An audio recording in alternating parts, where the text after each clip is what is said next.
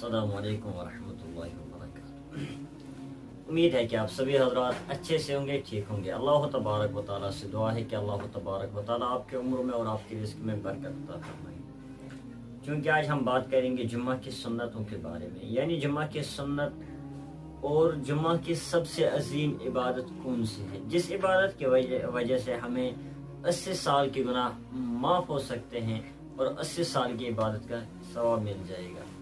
क्योंकि हज़रत अबू हुरैरा रज़ियल्लाहु तआला अन्हु रिवायत करते हैं कि नबी अकरम सल्लल्लाहु अलैहि वसल्लम ने इरशाद फरमाया कि जो भी शख्स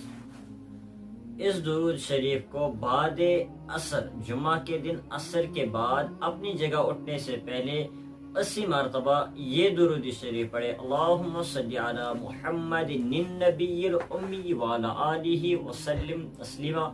उसके 80 साल के गुनाह माफ़ हो जाएंगे और 80 साल के इबादत का सवाब मिलेगा। क्योंकि नबी अकरम सल्लल्लाहु अलैहि वसल्लम ने हमें हमारी उम्र से ज़्यादा,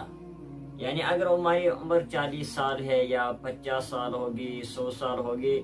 और एक जुम्मा के दिन एक मरतबा यानी एक दिन मुतय्यन करना है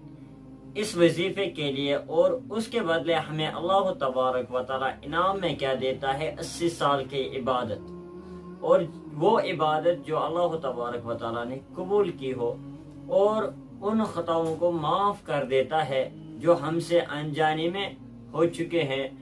और हमें भी चाहिए कि हम हर दिन, हर जुम्मा के दिन असर नमाज के बाद इस दुरूद को 80 मरतबा पढ़ लेंगे, और उसमें इतना टाइम ज़ाया नहीं होता है। यानी अगर हम कहते हैं कि दुरूद पढ़ने से हमारा टाइम ज़ाया होता है, क्या मुझे ये बता, सड़कों रास्तों पे